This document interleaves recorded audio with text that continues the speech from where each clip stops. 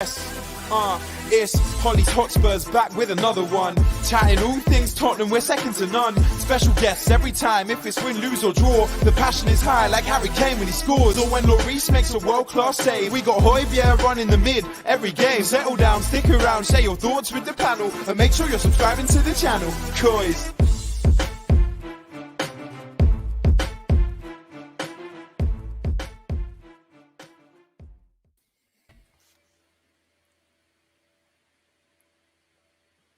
I forgot about that intro. That was a lovely little intro, that was. This week, Formz as well. I've been waiting for Harry Kane when he scores, and it's actually worked this week. So It must be fate that you're here. Yeah, thank God for that. Finally. I know, indeed. We'll get into that later, but welcome everybody to another episode of Hollie's Hotspurs Live. It feels like an eternity for this show to go ahead, obviously with all the COVID outbreak and things, but we are here, ladies and gents, to talk about that 2-2 draw against Liverpool. And to do so, what a lineup we have. Without further ado, let's crack on with the guests. We have none other than Micky Hazard. Micky, how are you tonight? I'm very good. Looking forward to the show and looking forward to discussing a great game, but a controversial game too. Indeed, it was a lot of drama, shall we say. We're also joined by none other than Formz, the geezer that wrote the rap on the screen. It's nice to have you back on, buddy. Thank you for having me back. That's good. And like I say, it's a good game to come back on for. So it's a win-win in that kind of sense. We're also joined by Jay after his performance in the week. He's back on the show. How are you, Jay?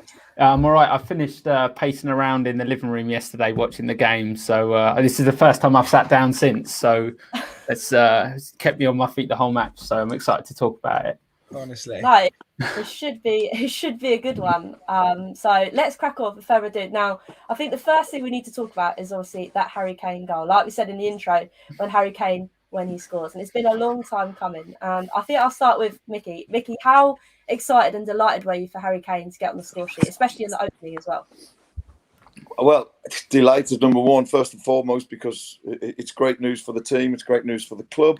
That's the key thing. But also, you know, Harry comes in for so much unnecessary stick, an unfair stick, because he has been an absolute sensation over the last 4 or 5 years, not just in the way that he's played and the goals that he's scored, but in the way he carries himself as a human being. I mean, I get to see some of the many things that him and his family do for incredible causes outside of football. So when I saw Harry score this goal and people talking about, criticising him for not scoring in the Premier League so far, blah, blah, blah, I think to myself, if only you knew the way this guy cares about Tottenham Hotspur Football Club, but also the game of football. And he carries himself with such great pride and great dignity that to see him put the ball in the back, and I was actually sat about five seats away from his dad. To see the elation and joy on his dad's face reminded me of how my parents would feel when I scored a great goal. So it was a really special moment, and to be sat so close to his family to see how they reacted to it was wonderful. But he fully deserves it. He's a top-class professional, a top-class player. And more importantly than both, he's a top-class human being. It's really interesting, really nice as well, the way you spoke about his parents, obviously, because, like you say, it's not just us fans that want to see him score, it's also his parents, and to see that elation on their faces as well, to see that, right, he's on the score sheet again. It must be amazing. So, Formz, for you as well, obviously, he scores that goal. There was another couple of opportunities that obviously went begging, but again, it's just nice to actually see him managing to put the ball in the back of the net, isn't it? A couple of opportunities, bloody hell! Every 40, 50 seconds, it looked like we had a shot on goal. No, it was nice, and I think what was good wasn't just the goal, wasn't just the finish. It was the whole build up to the goal. We saw a bit of Dele Alli magic, then we lost the ball, then we saw a Harry Winks challenge, which just made the smile on my face right now is how it was when I saw it happen, and then a ball into Ndombele, who can pick a pass, can't he? And just the way all the teamwork building up to that goal was just, it was good to see. It was something that we haven't seen in a long time. So I feel like that to be topped off with a Harry Kane goal was just pure class. I loved it. No, it was lovely listening to you talk, Formz. Oh, thank you very much. I love people who talk with passion. Oh look, I mean, And you talk with so much passion for Tottenham. yes, look, the moment I came out of my mum when I was born, I was Tottenham, and that's never going to stop. And it's Same as me. Well, not that I was Tottenham when I came out, but I was keeping the ball up. But I was disappointed because I dropped it at 36. Bloody hell. I love that. How PG is this podcast meant to be? No, it's one of those things where if we're scoring and we're playing well, it's always going to be. I'm always going to be happy, and I was just glad in the way that goal was scored. It's just a bit of a shame that we couldn't capitalise every opportunity we had. That was the thing. It's like it was almost at one point raining chances, Jay. And obviously, I was with you at the time. Like you say, you were pacing up and down that living room like nobody's business. I think what Micky said there about passion and Formz' passion. I think it's the fan base as a whole at the minute. I think we've just not had this for probably two years now, being excited every week. You see a lot of people on Twitter, and we said it yesterday. Who would have thought that we'd be disappointed with a 2-2 draw against Liverpool? A Liverpool that's blowing teams away. Salah's been involved in a goal in the last 16 games, and we kept him quiet. Well, apart from when he decided to throw the ball, in our box. But we'll get onto that later. But it's just so nice to have a united fan base for once, and just the passion to be back. And the stadium sounded amazing last night from what we could hear on the. And obviously, Micky, you'll be able to tell us it was probably incredible. The atmosphere to see a high intensity game like that back at the Lane must be incredible. I have to say that it's an incredible stadium, and when the atmosphere is as it is, and the best atmosphere that I've ever experienced there was the first game this season against Manchester City, when we were total underdogs and we won 1-0. But it wasn't so much that we played great. It was that we played with intensity and passion, and that drove the crowd on. It drove the whole atmosphere, the whole spirit of the stadium. It was almost like the ghosts of Christmas past that came forward and decided that they were going to put on a show this day. And the atmosphere was, they've had this built-in surround system, if you like, and it's absolutely amazing when it's rocking. It's like nothing you've ever heard. I mean, it was deafening on that Manchester City day, as it was yesterday. And I think that what makes it wonderful is when you're playing against one of the two best teams in the country, you've got Liverpool City. When you're playing against them, if you can't get up for it as a fan, then you shouldn't be you shouldn't be going to watch football because, as a player, for instance, and I don't mind admitting this, but when we were playing Halifax Town, I used to think, God, I hope the manager drops me. I can't motivate myself. I can't motivate myself at Halifax, and that's not disrespectful to them. It's just that what you get to play. But when we were away at Anfield or away at Old Trafford, you used to beg to play because you knew that you could turn up. You didn't have to motivate yourself. The fire inside your belly was there, ready, waiting to go. And no doubt, after what I thought was a very slow start, that first 10, 15 minutes, I think what gave us confidence was when we got that first breakthrough of their defence. We had a couple of chances, and suddenly we looked like we could score every single attack, and should have not looked like we should have scored every single attack because they were absolutely gilt-edged chances. I mean, when Sonny, 9 times out of 10, Sonny's through and he goes round the keeper and he sticks it in an empty net. And he ran it straight into his arms, It's like, God, Sonny, that's just not you. So when Sonny hit the post off when Harry and him broke, Delhi's chance, I mean, their keeper was pulling off saves. I'm not sure he knew that much about him. I felt like the ball was just clipping him in the right place and deflecting around the post. But I have to say that it was absolute joy. And coming from an era whereby I feel like my team and my players sort of played the Tottenham way, the to dare is to do. We played without fear. We played to go forward and attack and try to win games. And it was magic watching our team yesterday going out to try and win games, having spent quite a period of watching them trying to cling on most of the time and nick a late win. So that for me yesterday was an absolute joy to just sit and watch and enjoy. Big differences. Oh, for sure. Big difference is and you can see it off the bat, the management styles between Oh, God, that's a long note. I was going to say, it's going for a full-on. I don't know what's that? Go for it, Jay. What are you going to do? I'm going to guess what Formz was going to say about the management style. Seeing the passion from Conte on the. Oh, he's back. I don't know what happened there. He's back. He's back. Carry on. You all just disappeared. No, it was the first time you've been on TV. Oh, gutted.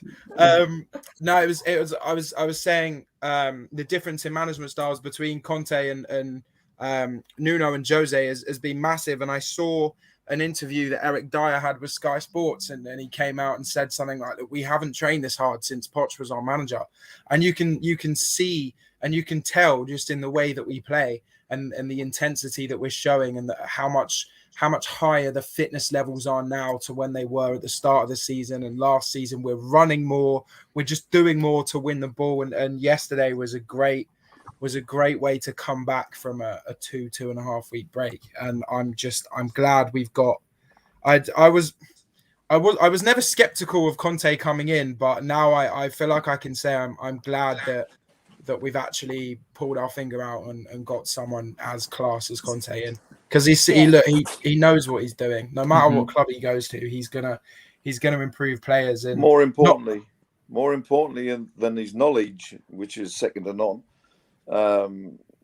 as you rightly touched on, the passion and the intensity that he shows. If it doesn't rub off on you as a player, again, you shouldn't be playing. Because the Leeds game, for instance, the second half, I spent maybe half of the half just watching Conte. It was so exciting. I mean, I wanted to get up and go out on the pitch and play. Well, he was running up and down. I bet he did more steps than the team. Probably. He was running up and down the touchline. He was geeing the fans on. It was just so wonderful to see. And then what he adds to it is the winning mentality. So as well as this passion and intensity, he's a winner. He's a born winner. So our club is now benefiting our players. You can see we're playing Liverpool. We played without fear. We attacked with great finesse and great creativity, a great movement, and it's all born out from this passion and intensity, but also the fact that this guy's a winner. You know, when he don't suffer fools gladly, and this is what we've needed. Someone who says, not be disrespectful to players who are not playing well. I don't like that. No manager should do that, and that's maybe where Mourinho went wrong. But Conte, he seems to love his players, and he knows when to shake their hand. He knows when to give them a cuddle or a kiss, but he also knows when not to. Because sometimes as a player, you have to know when you're not doing the business. If you're not told, if you're not shown, if by a manager's reaction to you, then how do you ever know? So for me, he's a revelation. And if we don't win trophies over, and I've said this in the past, of course, but if we don't win trophies over the next 2 or 3 years under this man's regime, then I'll be shocked. Yeah, same. Go on, Hollie. Sorry. I was going to say I don't know who we turn to next, so I bloody hope so that we win trophies under. Well, I'm available. I was just going to say, Micky, get involved. I think the thing with Conte is I think he's the perfect hybrid of what we've been looking for. You know, under Pochettino, we played nice football and the intensity was there, but he wasn't a born winner as a manager. He didn't have any experience managing a winning team. And then we jumped to Jose, who has the most experience in winning, but was towards the end of his career and didn't have the passion. And Conte, he's still in his managerial prime. He's got history of winning trophies, and like Micky said, he seems to have the man management down at the minute. We'll touch on Dele's performance, but even like Dele and even Ndombele and players that we've seen lack discipline and were kind of coasting in the squads seem to have been pushed in the right direction. No, it's an interesting point. I mean, we'll get on to obviously Dele Alli because I think it is a big talking point of yesterday's game. The fact that in recent weeks I've been saying I think his time is coming to an end as a Tottenham player, but maybe did he do enough yesterday, Micky, to maybe push his time in a Spurs shirt that little bit longer? Well, you know what? I'm not sure the treatment of Dele over the last year or so has enabled him to perform to the levels that he's capable of. I think he's a very, very, very good player. I think if you look back 2 or 3 years, he was the icing on the cake of a very, very good side under Pochettino. He had an ability to look like he was playing down the park with his friends. It's quite strange that now that when he's playing in the same way and it's not quite coming off, people are saying, "Oh, he's not committed." Yet 2 years ago, when he played the same way, like he was down the park, he played with a complete confidence in his ability. He never didn't matter who he was playing with or against. He went out and he expressed himself. But now, the opposite. The praise that he got for doing it then is turned into criticism now. But I've always said that. Someone asked me on a podcast that I was on recently that would I sell Dele Alli in the window?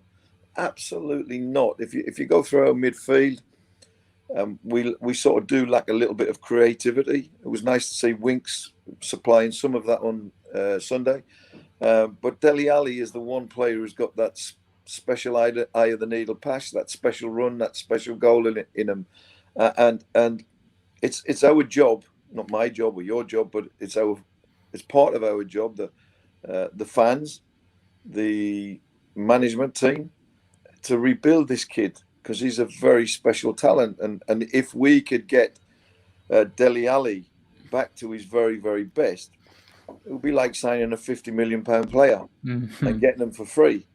So I think that never let him go.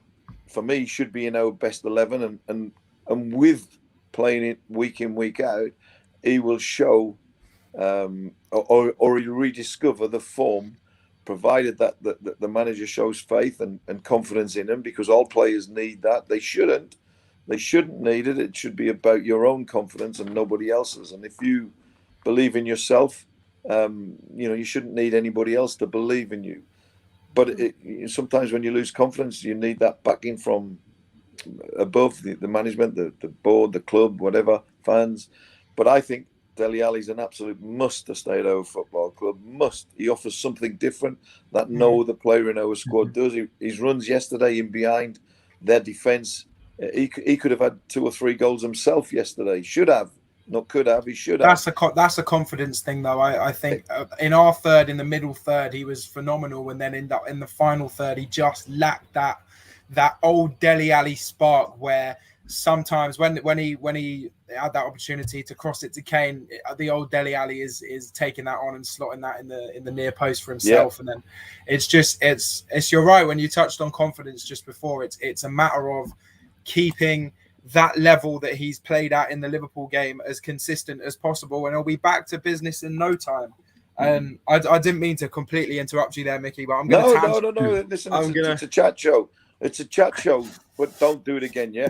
I'm gonna tangent off from that, because I've been watching Conte, his pre-match press conferences and his post-match press conferences, and every time, not just with Dele Alli, every time one of the journalists brings up an individual player, Conte's pretty much said the exact same thing each time, and he says, I will improve him. I will improve this player. He said it about Ben Davies, Eric Dyer. He said it about Ali and Winks. He goes, I will improve this player. And you can see, because I'm sure we'll touch on Ben Davies, and I'm sure we'll touch on Winks because he's Hollie's favourite player. But you can see that he's taking the time and he's taking care and saying, okay, this player needs to do this in order to get to this level to help the team. And it's really showing and it's really paying off. So I think that correct. It can only get better from here. Yeah, but the most important thing that he's adding to the team is this intensity and this passion. Yeah. And that's that without any coaching naturally makes you a better footballer.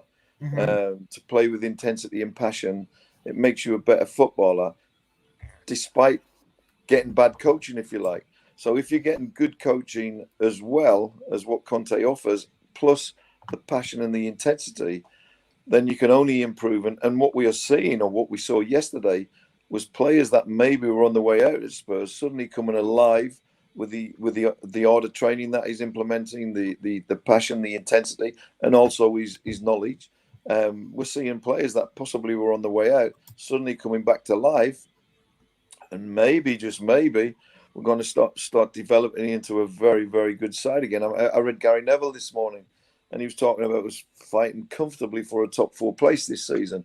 Now, if you'd have said that to me 5 or 6 weeks ago, it wasn't a dog's chance of us doing that. And Conte's come in, and with the same group of players, he's transformed their work rate. He's transferred their mileage. In other words, however much they're covering in the ground, it must be bordering on doubled, because they outworked Liverpool yesterday, and that's down to Conte and his passion, his intensity, and his demands. You know, as a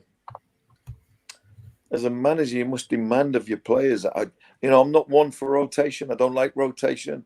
I would, because the problem with rotation is it means that you're going to get a game, whether you play great or whether you play rubbish, you're going to get rotated. Whereas if you're in the reserves or you're not in the first 11, you have to fight to get in the first 11.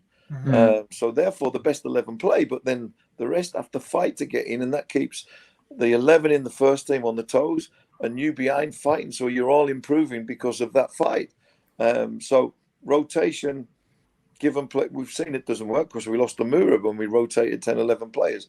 Mm-hmm. Them 11 players should have been saying, I want my place in this first 11. Things are going to be great under Conte, and that's why I always say, the players behind the 11 are more important than the players in the 11, because they're the ones that push the ones in the 11 to exceed their levels, to keep their place in the team. So I think that's what Liverpool in the past 5 years have done so well, because they have probably been, they've arguably been the most consistent starting 11 in England over the past couple of years, and the players that have been fighting for it, when they do finally get their chance, it pays off, because they've been fighting so hard. They're desperate to play. They're desperate to fit into that starting 11 that they do well regardless. And I think they've built this structure over the past couple of years that has just been, I was going to say unbeatable, but it's just been second to none. I think I'll be honest, we were slightly lucky yesterday in the sense that they played a midfield 3 that they don't usually play. They had a 19-year-old in there who, granted, is talented, but you don't throw him into a game of that intensity unless you need to. They didn't have Van Dijk, but like I just said, that Liverpool team, whether you're a starter or not, you give your all. So that's the thing. I think it's competition for space, isn't it? I know Micky said about that as well. Like, it's important. You need competition for spaces, and how long have we needed something like that? So it's nice that Antonio's putting that in. I just want to go back slightly on Dele Alli, because I know Jay's got something about to say about him. And obviously, yesterday on Twitter, I know it's quite upsetting and distressing for players to see when fans are not necessarily slagging them off, but saying things in the comment section about a post. Now, Jay, I'll come to you. Obviously, after the game finished, there was rumours coming out that Dele Alli was liking tweets of his comments to start the game. So give a little look on that, shall we, Jay? They weren't rumours. It's interesting, and I'm going to ask you, Micky, a question off the back of this. Straight after the game, obviously, when Spurs announced the lineup, there was a lot of backlash to obviously Dele and a couple of players starting. And then obviously after his performance, Dele went out of his way to go on Twitter and like the negative responses to him starting underneath the Spurs comments. Now, which is obviously, and this is where I'm going to come to you, Micky, about this. As a former player, obviously social media wasn't as, well, it wasn't a thing. Even fan criticism, do you think that that's a good sign showing that Dele is wanting to prove people wrong, or do you think it's a childish move like, haha, I did well? As I touched on a couple of minutes ago, I always, I've worked in football for a long time. I've coached youngsters. And one of the things I always used to say to youngsters was, listen, guys, don't rely on someone else to boost your confidence. Don't rely on someone else to give you belief. So I would never indulge in whether the fans said I was rubbish or great. It would never lift me or put me down, because just as someone praises you and it lifts you, if someone criticizes you, that has the opposite effect. It knocks you. So the object of football is to have an even keel of confidence and belief, so that praise or criticism doesn't knock you or lift you. So I wouldn't look, when you prove someone wrong, there's no better feeling. But don't go and publicly show it. Just accept that you haven't been playing at your best. Now I can go out and show them, prove them wrong. And the great thing about Delhi yesterday was, for me, was that exactly what I'm talking about, that confidence, not let success or failure decide whether you're confident or you're not confident. Delhi did that yesterday because he's had a period of 18 months of sort of real negativity and not playing anywhere near his levels. Yet somehow yesterday he found a very, very good performance within himself. So that meant it come from within. It didn't come from the fans cheering him on. It didn't come from the management. It's much better for belief and confidence to come from within, because that's real confidence. That's real belief. Don't rely on outside influences to decide, are you confident, or do you have belief, or do you not? It's down to you and you alone. And Delhi yesterday showed that he's got that confidence and belief, because he wouldn't have been able to do some of the things that he did yesterday. There was one time when he was out on the left touchline near the West Stand, right in front of me, strange enough, where he just jinked in between two players. I remember. He dallied on the ball a little bit too long and got caught. But the actual skill was absolutely brilliant, So to do things like that, it showed that he's got an inner belief and inner confidence in his own ability. In fact, in maybe not such a great way, the replies to those tweets, him liking them and that sort of shows his confidence. Look, I'm not bothered what you say about me. I'm a top player, and I proved it today. So in a way, but I wouldn't indulge. Yeah, you don't. The one thing you don't need is enemies. Waiting for you to fail. And if you start every time you have a good game, you start responding to people who said, "Oh, he's crap," then all you're going to do is make them wait even more for you to be crap again, so they can indulge again. So don't bother. Just let your football do the talking. That's the best answer. And I was going to say, the one person that now I have removed the bag off his head is Harry Winks. He's actually sat there drinking his wine tonight. So I think it's a good time to talk about Harry Winks. And it's obviously, I think he's being reborn under Conte, don't you think, Formz? Yeah. Look, Harry Winks will always be that player who, on his day, is one of the most attractive players to watch on the pitch, but off his day is just absolute pony and looks extremely lost. And I'm very, very grateful that against a Liverpool side it was the good day rather than the not so good day. Look, he's an academy boy. He's Tottenham through and through. He plays with passion, whether he plays well or not. And I'm just very glad to see that he is clearly doing something right under Conte, because I would hate to see, from a sentimental point of view, more than anything, I would hate to see him leave Tottenham.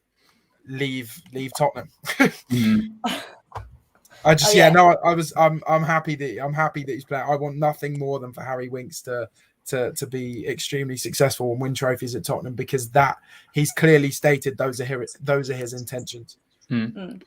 I think we saw him when we went to the Madrid game all those years ago when So we went to that Madrid game and saw him absolutely run the game. And the number one thing that obviously when we saw the lineup yesterday kind of panicked about was no Højbjerg. But we didn't miss a Viking yesterday because we had Winks in there. He was incredible and forward passes. Oh my God, I've not seen Winks play forward passes in years. It was like Christmas. It is Christmas. Yeah, oh yeah, exactly. It must have been that. But it was to see, like you said, Formz, against a Liverpool side, you're panicking. You're thinking, "Oh, now's not the time." And to see him pull out that incredible performance, to get voted man of the match by the fans in such a big game, that must do his confidence just to play like that must have done his confidence so well. Obviously, like you said earlier, though, against a slightly weakened Liverpool midfield, but still, he still had to put performance. They're still all Premier League players. They're still incredibly high standards. But to see him play like he did against Madrid last night was incredible. Yeah, I think it's Madrid, important. Jay. I think it's important when you talk about Harry Winks is to recognise why he played well. I've been saying for many years that Harry could be a very, very good player in our team. And if I was Harry's coach, I'd be creating situations continuously in training whereby I forced Harry. And even if I choreograph situations, I would force Harry to play penetrating passes. And I'd force them time after time after time after time until they became natural, whereby his first look was to penetrate. Now, it's no coincidence that he got voted the man's player of the match yesterday because he penetrated. He hit not just the goal he made for Sonny, but and the build-up was wonderful as well. But the pass that he hit when he put Sonny clear, his passing yesterday was excellent. But it was excellent because it was creative and it created chances. And the job of a midfielder is not just to be a destroyer; it's also to be a creator. And Harry yesterday showed that it's in his locker. So, let's hope one swallow doesn't make a summer, but it's a start. And Harry's got to, or the people around Harry have to show him and remind him of, look, this is part of your job as well.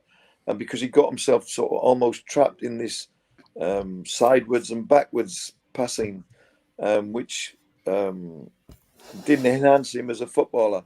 Now, having seen him yesterday, everything that I've been saying about Harry, and I've said it, I think I've said it to Harry's dad too, is that if he can find that pass, whether it be a pass that puts someone clean in on goal, whether it be a pass that puts someone in free space, sort of 15, 20 yards ahead of him, to then play the final pass through to forwards, those are the type of passes that he's got to be looking to do more and more and more of. And he proved yesterday that it's in his locker. So, I'm not one who goes with this. They had injuries. I don't believe in it. Football is what it is. You have to deal with injuries and you have to get on with the game. And Liverpool, if you play for Liverpool Football Club, you're there because you're a very, very good player. And if you're in their first team, you're even better. So Harry still had to perform against a very, very good football side. Yeah.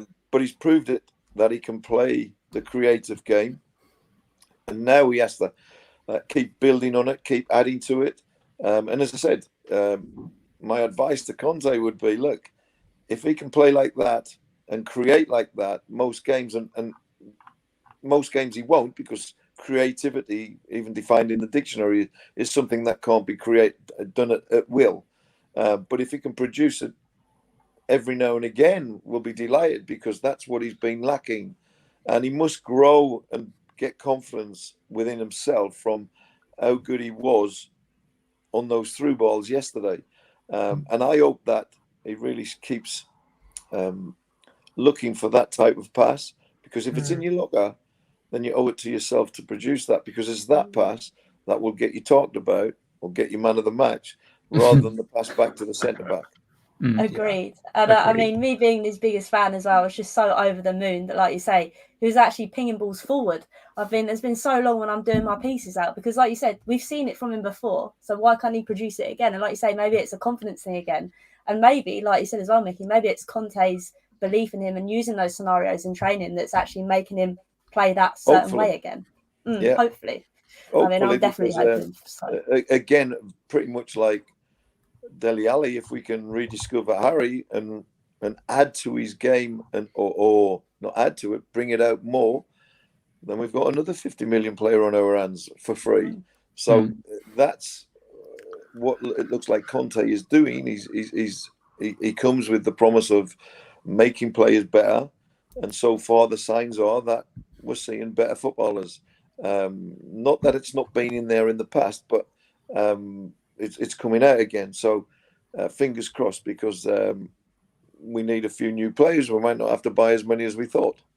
I know, that would be fingers crossed. I hope so. Like you said, we don't want to see players go. We want to see them improve and develop. And hopefully under Conte we'll see that. And there's a couple more players that are developing well. And that's obviously Eric Dyer. I don't think I'd ever say that ever, but he has been the one consistent man at the moment, hasn't he, Jay?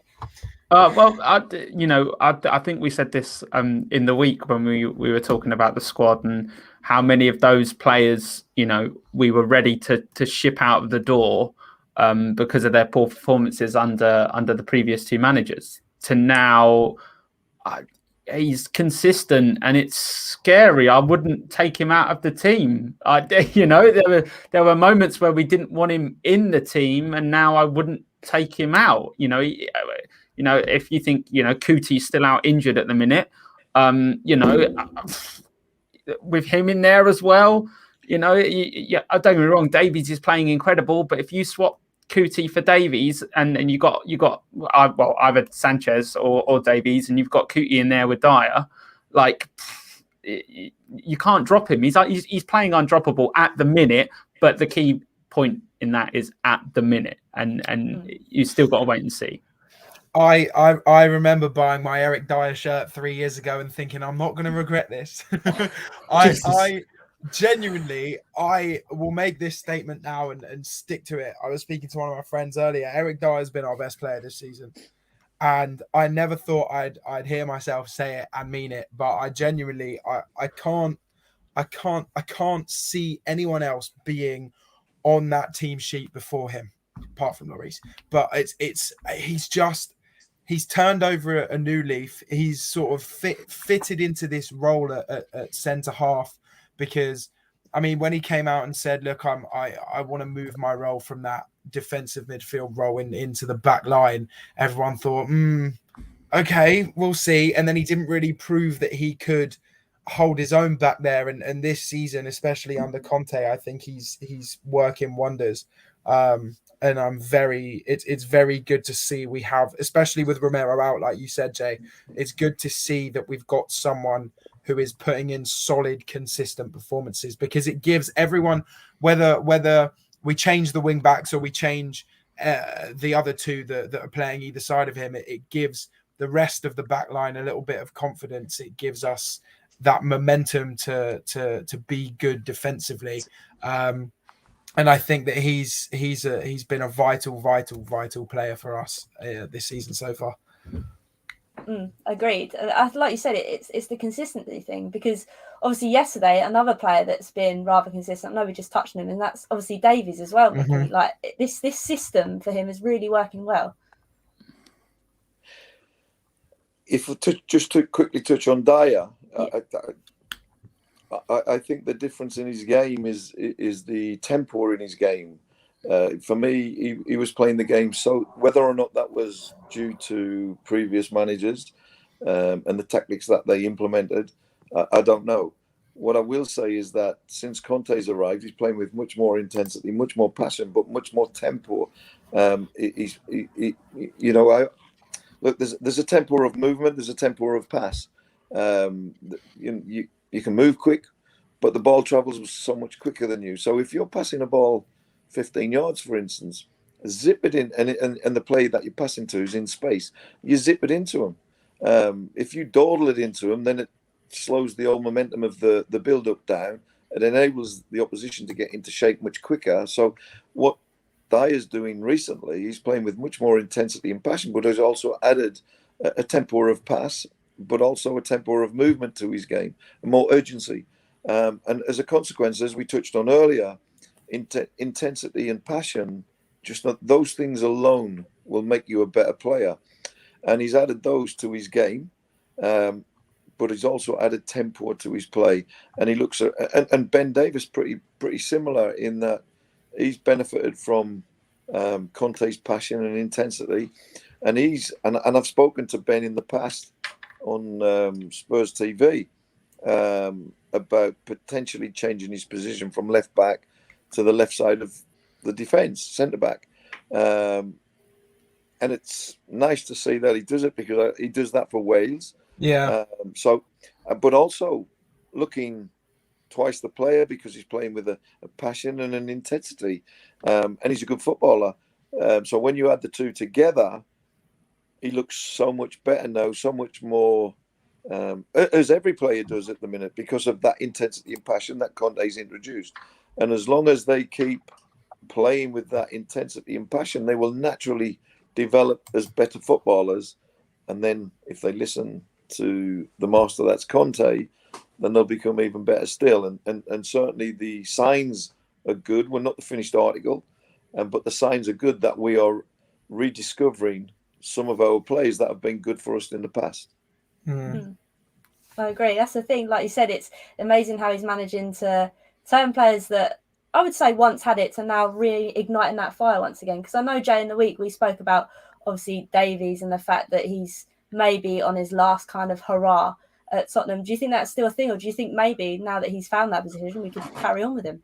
I said it in the week. I think Ben Davies changing his position is the best thing that Ben Davies has done in his career, in the sense of, you know, we said he's getting on. He doesn't have the pace of Reguilon and Sessegnon anymore. He's not that player that he was when we signed him. He never really was, but that sort of player. But he had a bit more pace about him now.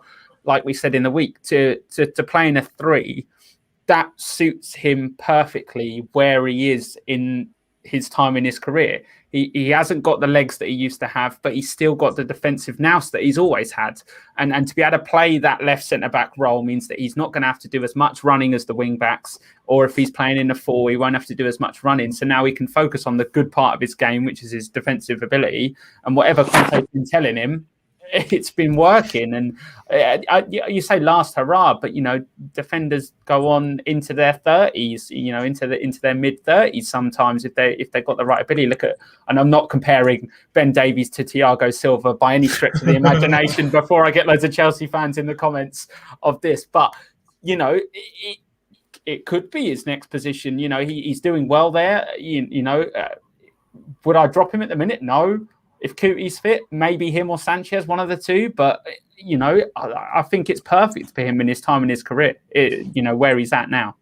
No, it's interesting you say that. Like you said, we've touched on this quite a lot tonight, and the fact that there's competition for places again. And I think that's the real thing we've lacked in a long while, because we all thought, that player's better than him, he's going to be on that starting sheet all the time. But now you never really know. I think that game Sunday really made me step back and think, after it was finished, and think, okay, all right, that actually went really well considering the players that were put out and previous performances. They've upped their game, and I think we've really needed that. And I want to touch slightly back on the Liverpool game, because obviously there was a lot of controversy, and I don't want to turn it into a chat that, so it should have been this, it should have been that. But before we came on air, I know, Micky, you were talking about it briefly, and the fact that obviously there's been a lot of decisions that should have gone our way, shouldn't have gone our way, but it is what it is at the moment. What do you kind of put that down to? Should we really be talking about all this controversy, or is it just part and parcel of modern day football these days? I don't think it's part and parcel of modern day football. I think that it's part of my day football, or the eras before me, and maybe the sort of closest eras after me. I think the advent of VAR has sort of somewhat limited the discussion about right or wrong. Having said that, VAR rarely gets it right, but it's supposed to be making the wrong decisions right. Which you know, when you analyse just Sunday's game, you know, Liverpool, you know, the foul on Jota was 100% a penalty. The foul on Dele Alli was 100% a penalty. You cannot put two hands on someone's back, no matter how gentle, when he's about to shoot, and just because we don't know how heavy that touch of the back was. Was it a little push? Was it just a, you know, so it was a definite penalty. Didn't really see the Winks replay, so I wouldn't know whether that was or wasn't a pen. The Salah ball, someone said, I heard today that the rules have changed. Well, hang on, didn't he edit onto his own hand? Yeah. So surely must be handball. So there's decisions and there's controversy, and the Harry Kane sending off. I have to be honest, it was right in front of me. I didn't even believe it was a foul. That's what Harry said after the game. Yeah, shows how times have changed. Honestly, I didn't believe it was a foul, but I am biased, right? I'll always, I don't apologise for seeing things from a Spurs point of view. I don't apologise for that. I so desperately want us to win. So every time there's yeah, you're right. That whoever's just said that Kane's tackle would have been a fair tackle during Hazard's time. 100%, that would have been a fair tackle. And there wouldn't have been any VAR to slow it down to its slow. Because once you slowed it down, you realise when you saw it at full pace, it was difficult to see that was a sending off offence. When you slow it down and then you see that he didn't get the ball and he gets the man, then it was a sending off offence. But I always believe that with any sending off, there must be an intent to injure. And Harry hasn't got that in his locker. He's one of the fairest, honest players. He's not someone who would deliberately go out. He's a centre forward, for Christ's sake. He's not going to go out and make tackles for fun and like centre backs do. You know, I played with Graham Roberts. If he was playing today, he'd be sent off every minute, not every game. You know.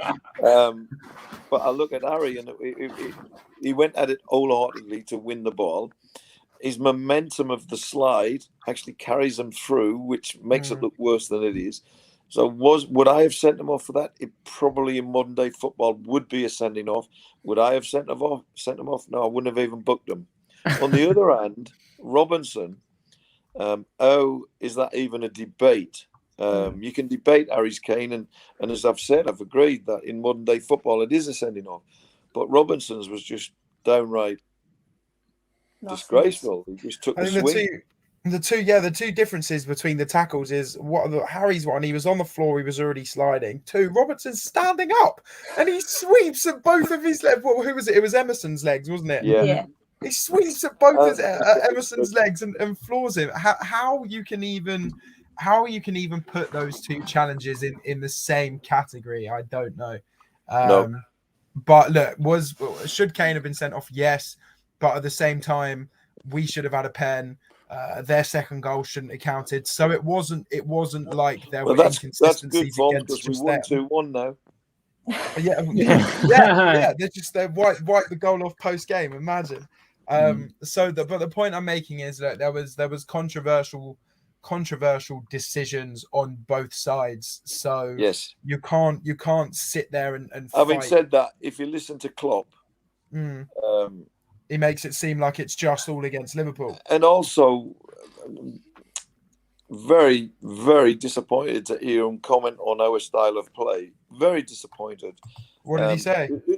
Well, he said that all we did was boot the ball as far and away as we could get it. I mean, if you watched our Sonny's goal, there was about 13 passes involved in it. We just booted it anywhere.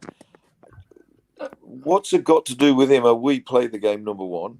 Number two, if he wants to push his fullbacks in to our right back, our left back, and our left right back, and leave 2 at the back, that's his choice. If we choose to put our Sonny wide left and Harry wide right, and then hit those spaces that they've vacated, that's our choice. That's not booting it anywhere. That's actually having a game plan to say, right, you're going to push your fullback so far forward that you're going to leave yourself so exposed at the back. We're not going to leave our centre forward standing down through the middle where your centre halves can pick them up and man mark them. No, we're going to actually go into the spaces that they're leaving behind. And we're going to tell our team, right, the minute we win the ball, if that passes on to the left or to the right into the spaces their fullbacks have left, then we put it into those spaces. That's what we did. And we opened them up for fun because they couldn't cope with that. Who is he to decide whether way we play the game? That your job is to teach your team how to play the game, not ours. Your job is to actually compensate for your fullbacks pushing on so far that they're no longer fullbacks, the right and left wing. And if you can't cope with the spaces that they leave behind because we're exploiting them, don't blame us for booting the ball anywhere because actually we were putting them into people's runs. So Klopp, come on, be a bit more, what's the word? Respectful. Not thankful, a bit more magnanimous when you're assessing the opposition's performance. I mean, Klopp's always, sorry, Jay, Klopp's always been, in layman's terms, Klopp's always been a crybaby when it comes to not getting his own way. I think he once blamed a result on how strong the wind was, or he'd be the type to blame a result on the grass being a millimeter too tall. Like he will find try and find an excuse. I've done no that, matter mate. how. Oh yeah, of course. As a player, you can. But it's just he when things don't go his way or he's not winning, he will just pull excuses out of his backside, and that's been a thing with Klopp since I've seen him as a Premier League manager. So I think it's something that isn't going to change. It's disappointing because he appears in other walks of life to be a very humble man. You know, he sort of carries himself with great pride and great dignity, and he behaves and speaks very well about various subjects.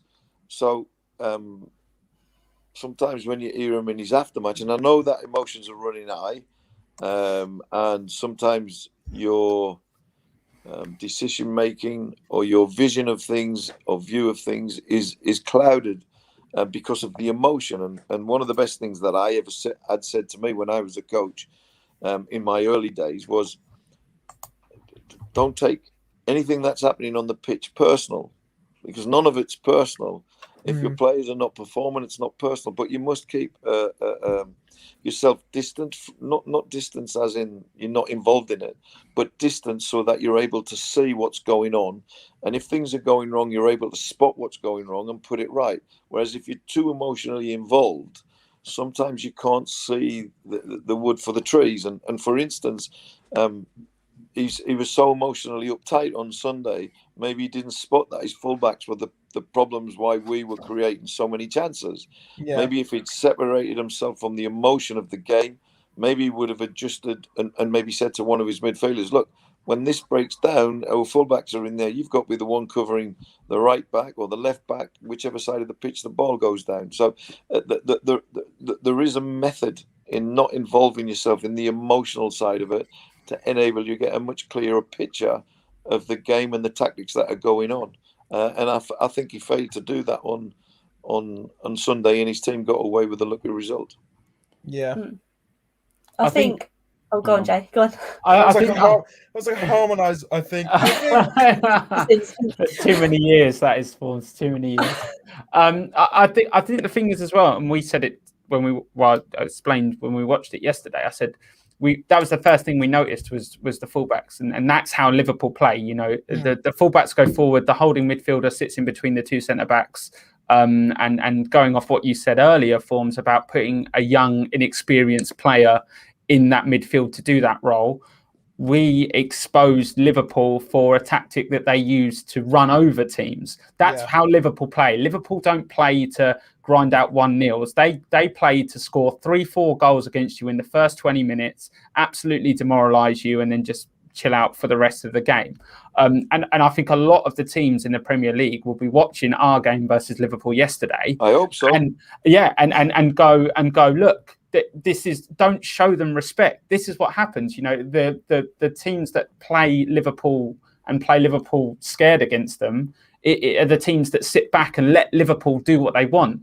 And Klopp, like you said, Micky, he totally in the emotion of the game, but actually if he focused on telling Trent and Robertson, well, he got sent off, but you know, instead of telling them to sprint forward all the times and attack and maybe show us some respect, I think that was it. You know, Klopp was playing against a Tottenham team that he thought was Norwich or he thought was Brentford, or, you know, Brentford done it against them earlier on in the season. Yeah, they drew with them because they did not show Liverpool the respect. Well, I think it's a brilliant point that you're making. It's important that teams playing against Liverpool say to their forwards, look, you know, if they're going to throw these fullbacks forward and create overloads up top that are very difficult to handle because they've got 6, 7, 8 players attacking and they're leaving 2 at the back, then don't get your centre forward standing around in the middle where they can be picked up by the centre halves, because then it doesn't give you any outlet.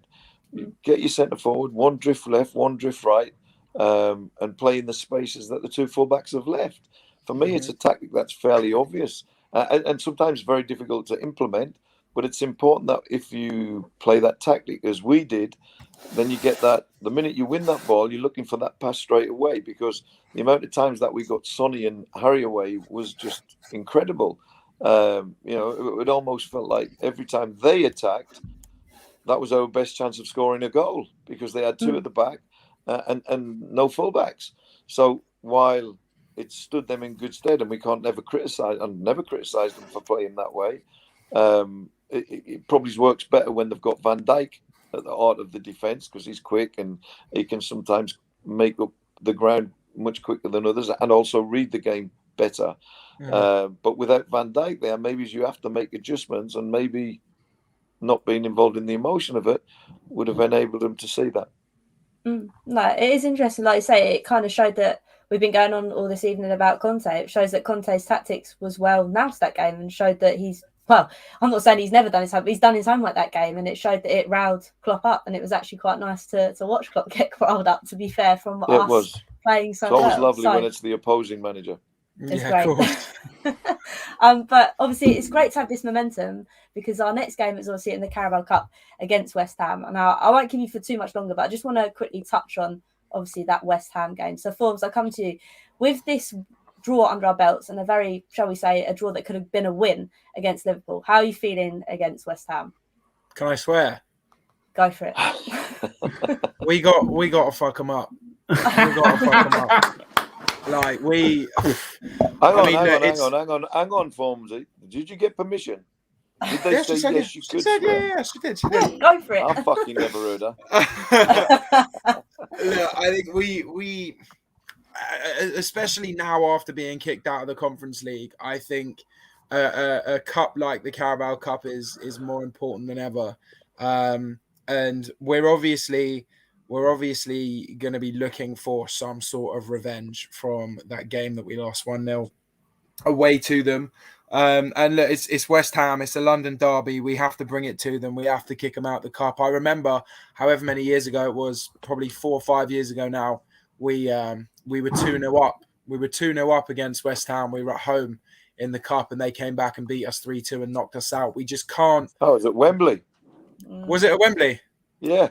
Yeah. We can't let that kind of thing happen again. We've got to take it into this derby and absolutely shit all over them. I think this is Conte's first proper London derby, isn't it? Because he hasn't played. He didn't play against Chelsea. He didn't play against Arsenal. That was Nuno. Yeah. Nuno, so this is Conte. I think he's did them in reverse. What do you mean? The other teams. I think. Yeah. Of course. So Conte's an extremely passionate manager. He's played against us in a London derby as the opposition manager. He knows what this game not only means to the fans, it means to the players, it means to the club. I think taking this momentum, I really don't think we need to change the 11 that much. And really take the game to West Ham and do them. We've got to do it. Show our intentions is what I'm trying to say. 100%. That's the thing. Obviously, we have been knocked out of that the the Conference League, and obviously for me, I just want to win a trophy, because I've only seen us win one trophy. So to get knocked out of that, regardless of what it is, we can't be picky what trophies we get. This game against West Ham, don't you think, Mickey? We're just like Formz says, we've got to fuck them up, basically. Hello. I think that it's important to remember that this is their cup final. Yes, which is what I said when I froze. They're going to be so fired up for it. It's untrue. I'm pretty confident they're having a good season, and they're not a bad side. It's going to be a different proposition to Liverpool. Liverpool they throw caution to the wind and they take risks, as we've just touched on. They throw the fullbacks, and West Ham won't do that to the same levels by any stretch of the imagination. They'll try and stay solid, make life tough for us to break them down. That's how I expect them to play. But I think that our attacking play on Sunday was outstanding. And I really believe that if we can maintain the quality of our forward play, I don't think they'll be capable of stopping us. Yeah, of course, they're a good side, but never forget that they're a middle of the road team. So if we and I know they're capable of beating us, of course, they've beat us already this season. So, but if we can play anywhere near the level that we did yesterday going forward, then we will win the game, provided we finish a bit better. So I'm very confident about the game. But again, I always am confident. I never go into a game as a Spurs player, or as a fan, believing that we're not going to win. And maybe it's slightly biased. I'd like to think not. I think that over the last 6-7 years, we've been capable of beating anybody. Although at times under Jose, it felt like we weren't capable of scoring a goal. Sorry, having an attack. But I'm very confident. I think that it's an opportunity for Conte to put to bed this trophy thing. I think the sooner we can get winning a trophy put to bed, the easier it becomes to win the next one.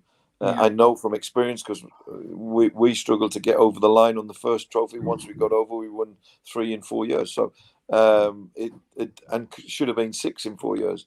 But it does get easier once you've got over the line, because you've proved to yourself you know how to get over the line. And that's the hardest thing to do, get over the line. And remember, there's only 3 domestic trophies. So there's only 3 teams every year going to win a trophy. And sometimes the best team tends to win 2. So maybe there's only 2 trophies. But yes, this is an opportunity. And I'm absolutely 100% certain Conte is here to win. He's here to win trophies. Because if he leaves this football club in 5 years' time, having won 2 or 3, 4 trophies, his reputation goes up far, far greater than ever than managing a club that is expected. You know, Guardiola's got to win everything with Manchester City. Has it enhanced his reputation? Not really. He was a great manager anyway, but he's had fortunes to spend. But if Conte comes to Tottenham, who haven't won for so long, and he turns it into trophies, and Wednesday's the first step on the way to Wembley, wow, his stock goes up incredible. So if I was him, I'd be putting my very, very best team on the pitch, and I'd be saying, right, this is it's a shortcut. It's a shortcut to a trophy. For sure. But the best teams tend not to put out their best teams. We have to. We need to get over that line. We need to win a trophy. We need to experience what it's like walking down Wembley Way, celebrating having lifted a trophy. You know, I've been there. I've seen it. I've done it. I know what it feels like. I've watched us. I've played in them. I've also walked down Wembley Way when we've won 2 as a fan. There's no greater feeling. Don't let anybody tell you there's a greater feeling than winning a trophy, whether it be the League Cup, whether it be the FA Cup, whatever cup. When you win a cup with your football club, I think it's the greatest feeling in the world. You know, taking out children and grandchildren, all of that. But footballistically, in sport, I don't think there's, you know, the game is about the glory. And the glory sometimes isn't about winning trophies. You can have glory without winning them. You know, you can have a glorious defeat. But when you win a trophy, wow. Yeah. You will enjoy it. It's incredible. Mickey, I can't wait to celebrate with you on Wembley Way, my friend. Yes. Well, I'll be the lead in the celebrations. You and me both. I want to be on your shoulders. Yeah, I took the last trophy, or was it the last one, or 1999? One of the, I can't remember whether it was the last one or the one before. It was probably the one before. Was it 99? We won the League Cup. I took my young children to that to see us win a trophy, and before the game, I was spraying all the paint on my 2 boys, Spurs. And one of my sons just absolutely clapped out, just fell over on the floor, totally knocked out. The spray had induced something in him. He went over. And this was on the morning of the cup final. I'm running around the room in a panic, not knowing what to do, because he was just lying sparko on the floor. And then he woke up, and we went off to Wembley and celebrated with a victory. So I've rehearsed the next cup final. I've got the same son. I've got some spray paint out. Nice. Love it. You can see the headlines, can't you? Micky Hazard knocks son out with spray paint. But we're walking down Wembley Way celebrating, and I'll be leading the charge. I can't That'd be wait. class. That'd be incredible. But Jay, how do you feel about it as well? I mean, I think you're going to say exactly the same as all of us, really. Yeah, well, yeah, I think any trophy is a good trophy. I don't think I think only experiencing one trophy win in the time that I've been old enough to remember football is it was an incredible feeling, and having, I know it's a totally different level, but I've won cups at like Sunday League, and even that is just like the most incredible feeling, especially when you're a team that's like not won anything in a while, and to get that that gremlin off your back is probably the thing that's stopping us getting over the line, but also the thing that's motivating us to get over the line. It's a double-edged sword. But I was going to say to Micky, I've got a little my personal collection, one of my favorite shirts, which will obviously bring back a lot of good memories for you. A lot of memories for you. And I was just going to say, like, from a player's perspective, and obviously in that 1982 win, what in the dressing room changed for you to get the boys over the line? Like, was it the atmosphere or belief, or was it? I think that, look, there's many things. Number one, we had incredible footballers. We had some footballers that will go down in folklore in the history of Tottenham Hotspur Football Club. In my opinion, we had two of the greatest that's ever played for Tottenham Hotspur Football Club in Glenn Hoddle and Ozzy Ardiles. Mm-hmm. We had probably in my opinion anyway, the greatest captain that's, people have disputed before but I can't because I never worked with him. But Steve Perryman, the greatest captain. We had one of the most decorated goalkeepers that's ever played the game in Ray Clemens. We had an incredible group of players. We had a belief that was... The best way I can describe it is I went into every single game believing that I was going to win the game. And every time we lost, I found myself shocked and upset because I never expected to lose. That's the Tottenham DNA. Yeah. Or it should be anyway. Exactly. But I look at it and I think to myself, so many things. I don't think there's one thing, but if I had to choose one, I would say the belief that we were going to win. I never dreamt. Same in the UEFA Cup final. Even when they went 1-0 up at White Hart Lane, there was not a thought that we were losing in my head. I knew we would come back. I knew we would win it. I didn't expect to win it in the way that we won it on penalties because I thought we would win it before that. But, that's what drives you on. That's what we spoke about really sort of more or less at the start when we discussed Dele Alli and the confidence and, success and failure. Don't let success put you on a high. Don't let failure put you on a low.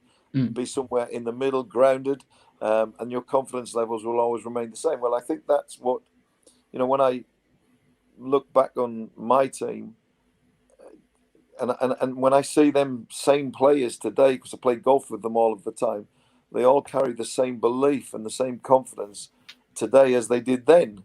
So what, to beat you at golf, or are we talking about football still? They never do that. They never do that. Listen, I'm not. It's not that I want to win badly, but if I'm losing, I cheat. That's why me and Jay can't play games together. That's why me and Jay can't play games. We play golf on a regular basis, but when we're playing golf, you sense the competitiveness, the desire, the passion to win. And great players make great teams, and in actual fact, that team should have been league champions on 2 separate occasions. Somehow we managed because of the backlog of fixtures. We didn't have big squads in those days. The backlog of fixtures caught up with us. One day we were going for all 4. We were in the final of the League Cup, final of the FA Cup. We were in the semi-final of the Cup Winners' Cup against Barcelona. And we were riding high in the league, going for all 4. And unfortunately, we played 65 games that season. Steve Perryman played all 65. So imagine the fatigue that by the end of the season was setting in. And I believe if we'd have won the League Cup, which we were 1-0 up with a minute to go, Liverpool equalised and then beat us in extra time.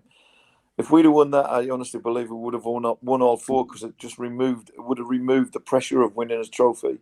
But we didn't. We won the FA Cup, and and Barcelona kicked us off the park in the semi-final of the Cup Winners' Cup.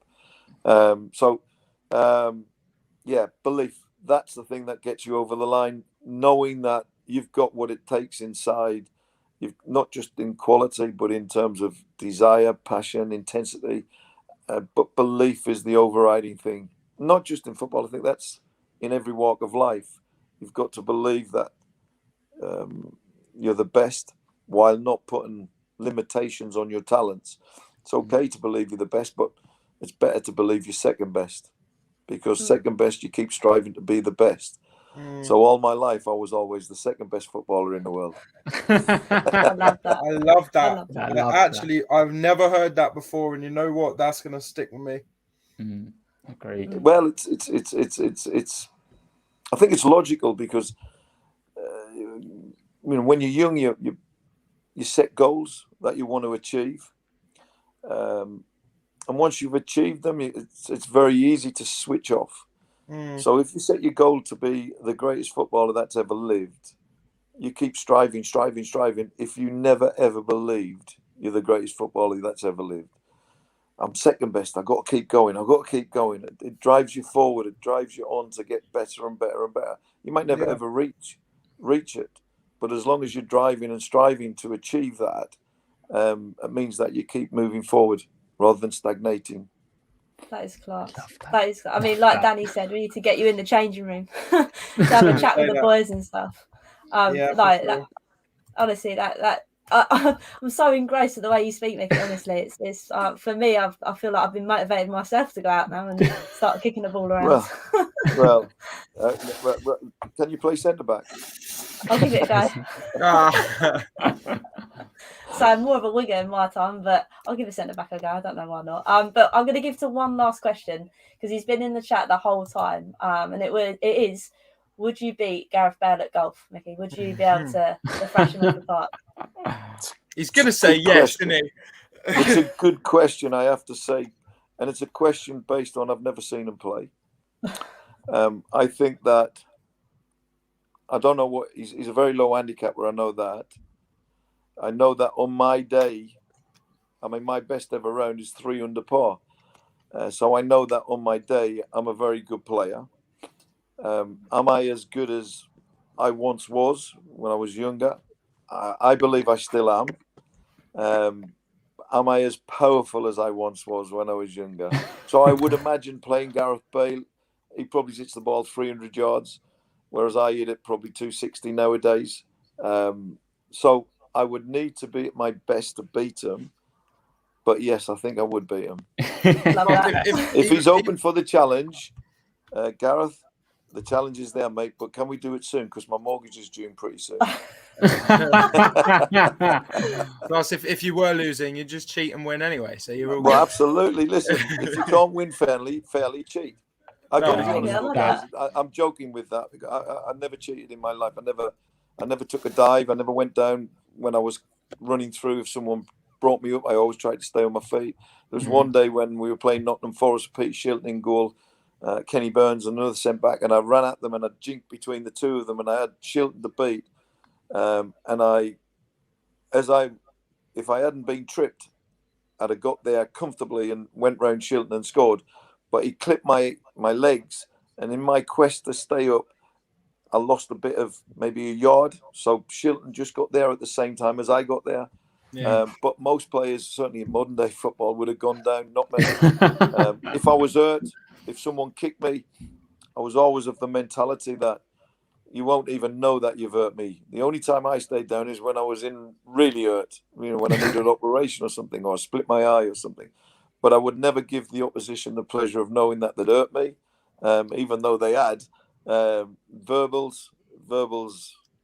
I didn't like verbals. I thought they were childish, but they were part of the game more so in my day, I think. Did it ever affect me? Not in the slightest. It used to make me laugh. They could say what they want to me. I had many things said to me in my time. I remember when I was 16 and young and inexperienced, and I was playing in the reserves, one of my first ever games. And I thought I was sub, so I went out the night before, and I got in at 3 a.m. And I thought I was sub for the reserves, which was like a 2 o'clock kickoff.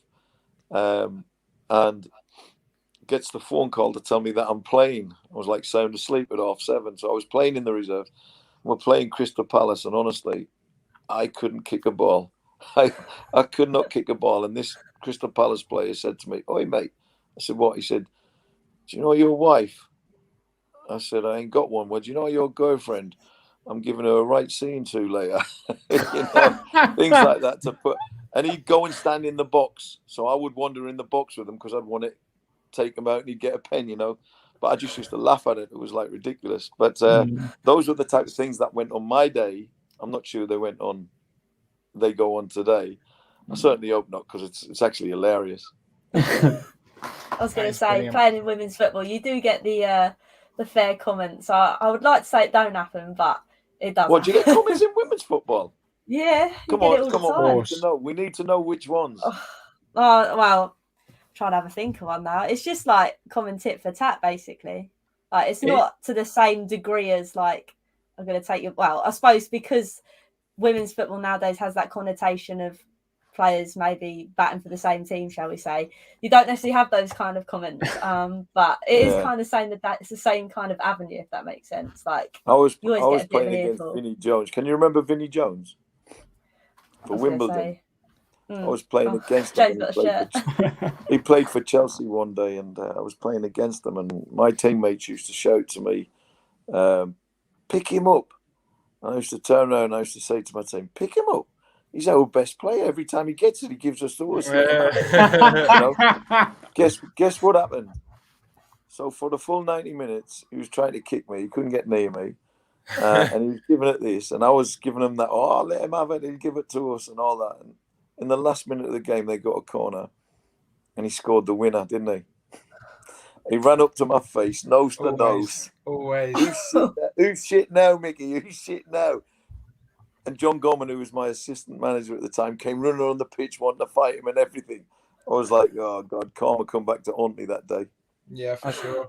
Hollie, you say that, though, you're trying to struggle at the moment, but I remember a certain player scoring against her former team and then celebrating in front of their bench in the FA Cup and knocking them out. I don't know who that was, but I remember watching that game. That type of thing happens non-stop. I mean, as we touched on earlier about Dele Alli wanting to prove everybody wrong who's written him off. Every time someone writes you off, if you're sold by a football club, it's easy to go back to the football club and if you succeed on your trip back, to rub it in their noses, to say, look what you've lost. I wasn't one to do that. I didn't need to prove I was a good player. I knew I was. So I wasn't one to, I scored 2 goals against Spurs once. It felt like I scored 2 own goals because I was interviewed on the radio after the game. How did it feel to score against your old club? Did you feel like you'd proved them wrong? Well, no. I felt like I scored 2 own goals because I joined as a 12-year-old and here I was at 26, having left at 25 to come back and score 2 goals at White Hart Lane. It was like a kick in my teeth, never mind the manager's teeth. So did you celebrate? I can't remember, to be honest with you. I probably ran away. If you score a goal, that instinctive reaction is to run away with your arms in the air. Of course. As I said, after the game interviewed, I said, look, I felt like I scored 2 own goals against the only club that I'd ever known. There's a temptation to actually come out and say, well, I proved them wrong. They made a mistake. But did they make a mistake? If you want to behave that way, did they really make a mistake? I never felt the need to actually justify that. Look, you made a big mistake because I was better than you thought I was. No, I think that it just for me, it proved them right that they sold me. I'd like to think that and I know that they tried to re-sign me on a number of occasions. So I didn't need to score goals to prove that I was a good player. I knew that. But I understand why people do it because there's nothing worse than when the club you love tells you you're being sold. I think it's the worst thing that's happened to me in my career. Was when Peter Shreves, who was the manager of Spurs at that particular time, and I'd scored on the Saturday against Newcastle in a 5-1 win, and I got called out of the players' lounge to be told that they'd set up a meeting with a football manager from another club on Monday that accepted an offer for me. If I don't leave, then I won't play. Wow. So, yeah, it's heartbreaking as you drive home angry and frustrated. But it is what it is, and it's football, and you have to accept. There's great times and there's down times, and these things happen, and you've got to get on. Having said that, I did spend the first 6 months praying that they would come back in and sign me so I could go back, because I'd only known Spurs. I was there from the age of 12, so I would been successful. I'd been picked for England at every level. I'd won 3 cups. Of course, I wanted to be there. Why wouldn't I? So I spent a long time trying to get over it. And in fact, eventually I got the opportunity to come back and grabbed it with both hands. For I sure. was 33, sadly, so I could only have another 2 years. There you go. There's a life story for you all. Be like Micky, don't be like me. There we go. Don't run down the touchline and say some things you wish you hadn't have said. But there we go. We move on. Was a great goal, to be fair, though. Was a great goal, to be fair. Great goal, but we'll move on. But never mind. I don't need this story. You need to tell me this story. So I moved from my local club, Eastleigh, because there was a lot of drama going on, and I moved to Poole Town, which are in the National League, and I think it was the round before it's the first round proper of the FA Cup, and we had Eastleigh away. So obviously, and I was playing as a striker. Actually, I've never played a striker before, but it was like it was like yesterday. So I had so many chances to score, and I think it was like the last 5 minutes of the game, and I received the ball inside the box. I ran for a bit and I slipped past the keeper, and I turned around and I headed straight to the dugouts and said, "What do you think of me now?" And then ran back off and celebrated with my teammates. So I have a running history of doing that as well, and I scored 2 goals against Saints when I left Southampton as well. So I have like a bad streak within me, shall we say? No, I don't think it's a bad streak. I think it's fully understandable. It's more passion. Yeah, it's passion. Someone sold you. Someone's made the decision that they don't think you're what they want. So it's easy to get dragged into saying when you've done something special against them that you've proved a point. But I sort of lived my life sort of believing I was a good player. So I wasn't turned by the fact that Spurs sold me. I didn't need to go back to that manager and say, up yours, I proved you wrong. Because we'll never know whether I did or didn't. Because if I went back to Spurs, maybe we wouldn't have won anything. Who knows? We can't forecast what would have happened. So I never spent any time celebrating the goals, or in fact, I probably felt more time in depression thinking, what have I done scoring against my team? So no, it was never my inclination to do that, but I fully understand why other people do. I'll take that as it's okay, Hollie, you've done all right. Yeah, apart from women. Because I thought women played football. To tell you what, some of the games I've watched are dirty. They're so dirty, tacklers and everything. It's unbelievable. But I have to say that, and I didn't realise verbals and things like that went on. Yeah, they do. It's I'll remember that next time. Yeah, I was going to say, maybe don't keep an ear out for the conversations, but for the swear words. But no, I want to say thank you, all of you, for joining me tonight. I know it's been 3 weeks in the making, but it's so nice to actually finally sit down and have a chat about a game that was actually full of drama and full of entertaining football for once. So we'll go around the room. I want to say, Micky Hazard, thank you so much for joining. I've learned so much tonight talking to you. Where can everybody kind of find you doing your thing? I know you're on Twitter and things like that. I think they all know where I am. I'm actually lying on my bed at this moment in time. but I'm on Twitter, I'm on Facebook, I work at Spurs, so they know where I am. I've had lots of dealings with them all, so I see them on a regular basis at events, etc.